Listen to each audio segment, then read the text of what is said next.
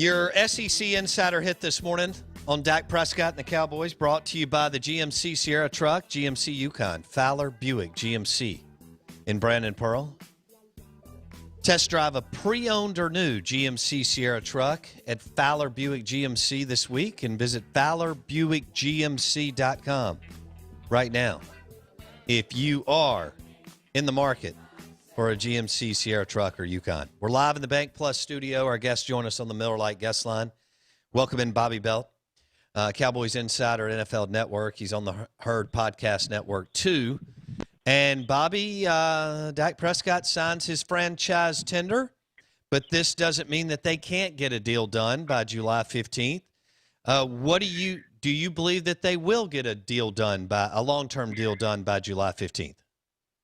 No, I mean, I think him signing this is a clear signal from Dak and his agent Todd France that they don't think a long-term deal is going to get done, that he's probably going to end up having to play on the franchise tag. And I think that what they are mainly doing is just getting this signed so that he can get to work and get things going a little bit in advance of that July 15th deadline, so putting off what they feel is probably inevitable. They're going to still put in work, still try to make it happen, but I think they realize that this is likely going to be a year that they're going to have to play on the franchise tag because there's just so much uncertainty, I think, for the Cowboys about what the cap is going to look like and how it's going to be impacted by all the COVID-19 stuff. And so I think they're just looking at this as, you know what, let's collect that $31 million this year, and then we'll just hit the reset button next spring when we hopefully have a better idea of what cap projections are going to look like 3 to 4 years down the line.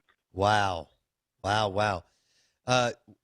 Do you think that it hurts their relationship, or Dak's a professional and he's moving on, understanding what you just described, that they'll have to negotiate after February, whatever, next year?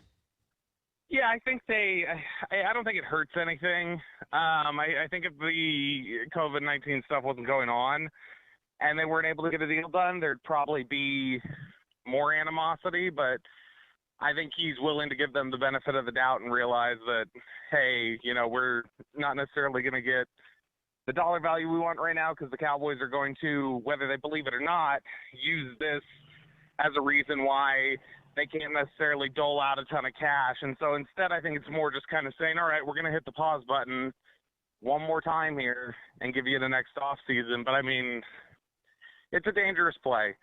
I think the Cowboys should probably just get it done and not risk hurting feelings or, getting into a situation similar to what the Redskins got in with Kirk Cousins. But I think that Dak's willing to get a deal done. I think the Cowboys want to get a deal done. And I think he's just signaling that, all right, I see how unlikely this is just given the climate, and so we'll put a pause on it so that I can go ahead and get to work and start learning McCarthy's offense. Well, there you go. How concerned are you with the, no OTAs and an abbreviated off-season getting ready minicamp? How will that factor into Dak leading and running this new offense, Bobby? I don't think it will. I mean, there's going to be new aspects of it because Mike McCarthy is a hands-on guy, and he's going to want his twist on the offense. But I think part of the reason why Dak felt comfortable missing out on some of this stuff was because Doug Nussmeier's his quarterback's coach, who's been working with him as the tight ends coach the last couple of years, and Kellen Moore's still the offensive coordinator. And so I think that they probably felt like it's not going to be as radical a change as it looks on paper, and that he can afford to miss some time, and then he can afford to play some catch up. And, he's continued, even though he's not in the building anymore, John Kitna, who's no longer the quarterback's coach, but a guy who did a lot to help Dak Prescott improve his mechanics last year. He's been working with John Kitna all this offseason still. And so, I mean, he's still getting in, some NFL work and some NFL training. And he's such a quick study and such a good study that I think whatever changes there are to McCarthy's offense, I think this was kind of the window he's just decided to give himself to get a little extra time before July 15th. I think he definitely didn't want to wait till July 15th to start trying to pick everything up. And that's probably why the tender was, they went ahead and signed the tender. But I do think that I don't think it's as big an issue as some have made it out to be, including the Cowboys. But I think that Dak certainly wanted to get in there and get some work done, but I think he's not as far behind as it would normally be with your typical coaching staff change. Bobby Belt, NFL Network, on the Herd podcast, Cowboys Insider. He joins us on the Miller Lite guest line. You're listening Out of Bounds, ESPN 105.9 The Zone, talking Dak Prescott, who signed his franchise tender this week. So when I wish Dak would have had an opportunity to continue to work with Kitna as his real quarterback coach. Your thoughts? Mm-hmm.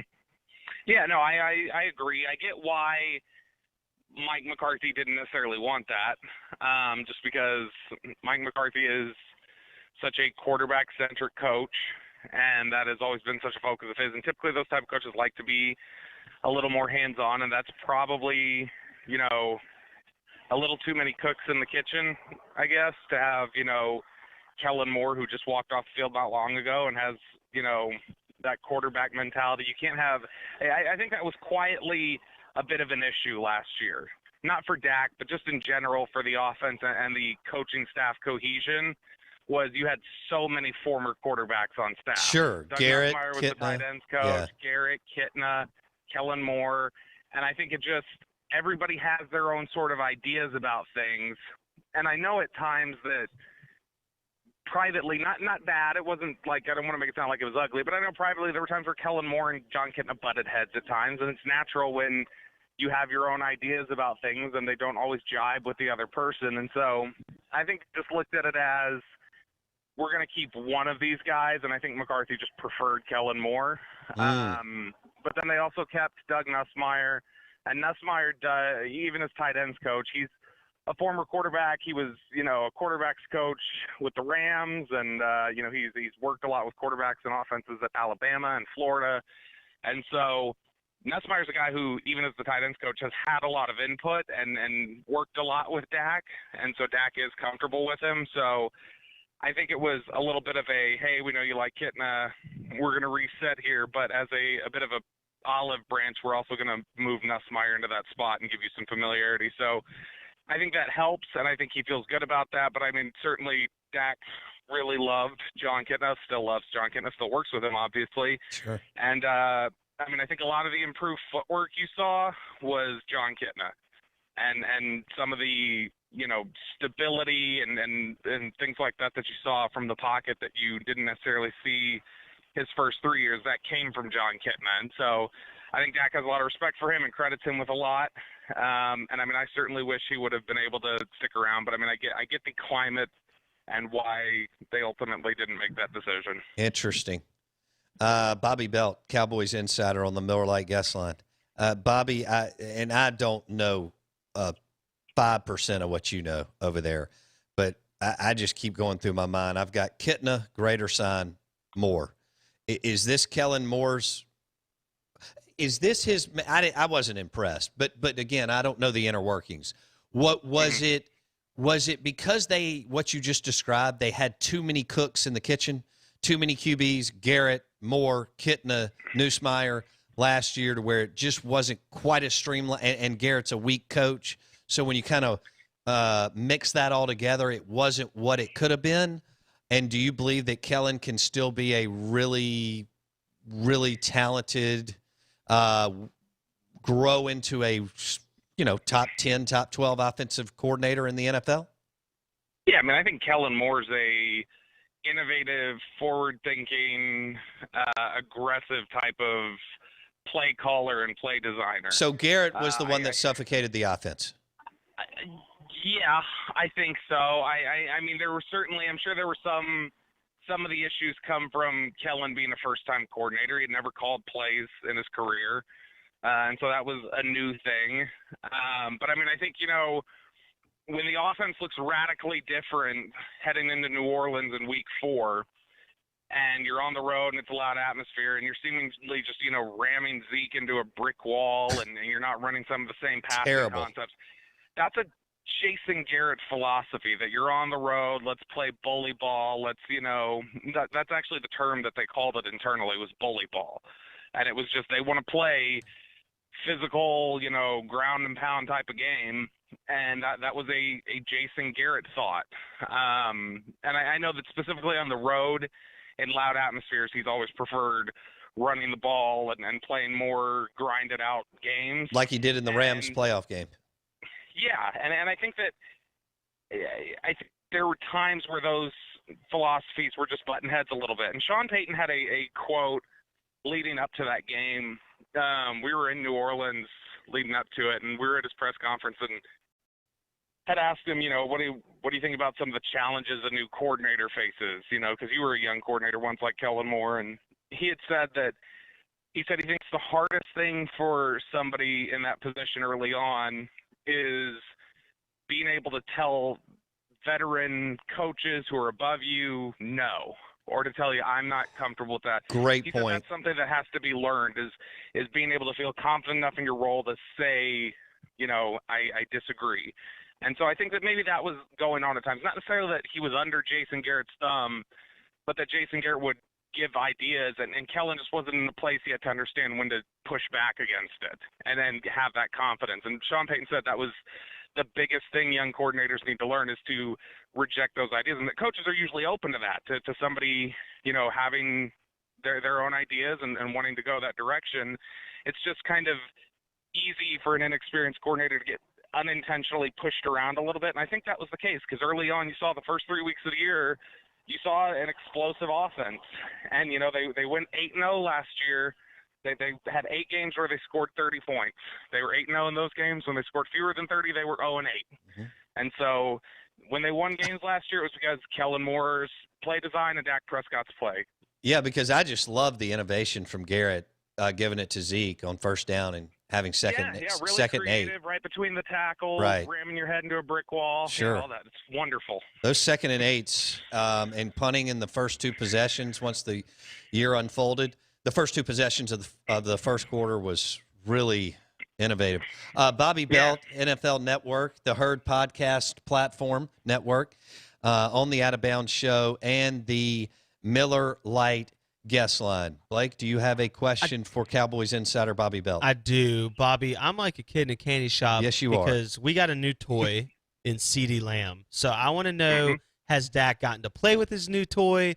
What could this first year look like with CeeDee Lamb? Obviously, again, no OTAs, but we saw Michael Gallup be 4 to 5 inches from a 1,000-yard receiving season his rookie year. Like, he and Dak just missed on a couple big balls that would have blown open his rookie season. We saw him obviously turn into a stud. You could argue he's a number 1 receiver at most teams moving forward. With his career, what is CD's ceiling in the first season, and what's his role? Yeah, what does Mike McCarthy expect with Amari to and Gallup? Yeah, I don't believe that. I can't say for sure, but I don't believe Dak's worked with him yet. We've seen the work that Dak's done with Dez Bryant and Ezekiel Elliott and things like that. That's been with David Robinson, the receiver skills trainer based out of Dallas. He works with a lot of the top receivers, so quarterbacks end up liking working with him too, because when they're looking to get in throwing work, they just know there's going to be a bunch of NFL receivers working with him, and they can get in some throws, and it's good for the receivers because they get, NFL work. And that's why, Patrick Mahomes and Dak and some other guys have ended up working with D-Rob's groups before. So I don't know that they've worked together yet, but I know that CeeDee Lamb is eventually supposed to link up and start working with D-Rob too. And so once that happens, I'm sure, even if the facilities aren't open yet and they're able to work together, I'm sure they will get in some work together. But in terms of what his ceiling is, I'm in the minority, I feel like, on Randall Cobb. And I thought Randall Cobb had a great season. He had a couple drops, and, those were some issues, but I thought he made some big plays, and I thought that he was reliable on, some big third down throws. He had a lot of stuff. We talked about Michael Gallup, some of their missed connections. Randall Cobb missed like 200 extra yards due to penalties, illegal formation. Oh, yeah, that's right. Or a holding call. I mean, he had, I think, 2 touchdowns taken away and something like 200 yards. So, I mean, Cobb was close to having 1,000 yards and, 8 touchdowns or whatever. Mm-hmm. And so I think that with that factor in play, I don't see any reason why they can't have a Rams type of trio where they have 3,000-yard receivers. I don't think it's out of the question. But I would say a good rookie season, one that meets expectations for CeeDee Lamb, would be, basically what Randall Cobb put up last year. I would say that's a baseline. If he hits that, he's done what they wanted from him, but I think they expect he can do more. Okay. Bobby Belt, NFL Network, Cowboys Insider on the Miller Lite guest line. You're listening to ESPN 105.9 The Zone. Dak signs his franchise tender, $31.4 million, I think it is. Bobby seems to lean toward them not getting a deal done by July 15th. We'll see what Todd France and Dak and the Jones crew may or may not do. But, Dak's still in a good spot financially. We have heard that he's made over $50 million. This may not be something that you cover or care about.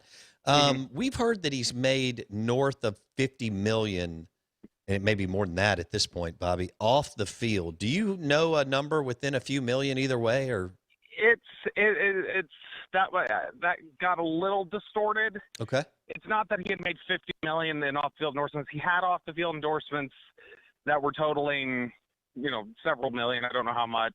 But the largest portion of that 50 was an insurance for injury or things like that. And so that was when people talked about him taking risks and, potentially risking an injury and not having a deal done. That was just one of the things that came back. They were saying he had endorsements, but he also had an insurance policy that if he got hurt, he was going to be fine. So he insured up, but he's closer to probably $10 million or so 50, off the field. That 50 number is a combination of insurance policy and endorsements. Wow. That's still smart. Okay. Yep. Blake? Yeah, the first one who did something like that years ago was Willis McGahee. Willis McGahee had an insurance policy when he was at Miami, and when he blew out his knee against Ohio State, and some people thought he wasn't ever going to play football again, he was insured for that drop from top 5 to the 20s with the Ravens, and a lot of players have mimicked that since. Boy, that was way ahead of the curve back then. Unbelievable. Okay, Blake. Bobby, who is running the contract negotiation from the Cowboys side? Is it Steven or is it Jerry, or is it a combination of the two, or is general manager involved? Who's really leading the way and demanding the 5th year, so to speak, not wanting to budge from the Cowboys side? I mean, so it's interesting. The way these negotiations go, they're always a little different in terms of who all's involved or how much they're involved. Jerry, to my understanding, Jerry's not as involved any longer. Jerry has opinions or basically dictates things he'd like to see get done and then leaves it to negotiators. So largely what happens is the negotiation is run by Stephen Jones, and then it's 2 other guys working with it. It's Adam Pacifica, who is their cap expert, and then it's Todd Williams, who's their, I believe, his title is Director of Football Operations. But those are the 3 who generally run everything. Those 3 were the ones that ran Ezekiel Elliott's negotiations.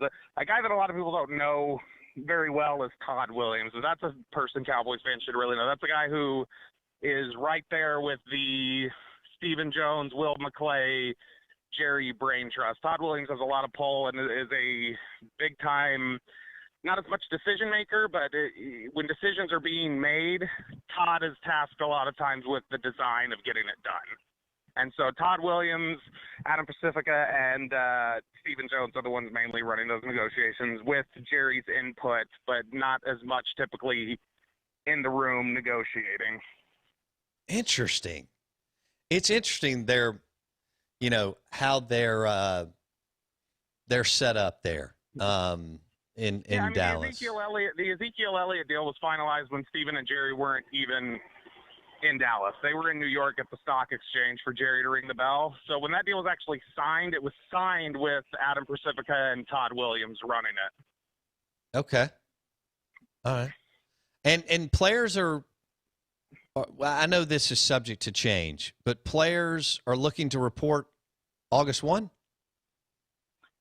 Yeah, I mean, that's the plan. I know a lot of guys are itching to get back in the building now, but I mean, obviously there's some limitations, and Texas has seen a spike recently, and so I don't know how much it's going to be regionalized in terms of the rollout of guys being able to return, but yeah, I believe that's kind of the target date. All right, we'll leave it there, and hopefully we'll do it again soon. So Dak, franchise tender sign, And it'll be here before we know it, and hopefully everything works out. Bobby Belt on the Herd Podcast Network, also the NFL Network, Cowboys Insider, joining us on the Miller Lite guest line. Thanks, Bobby. Appreciate it, man.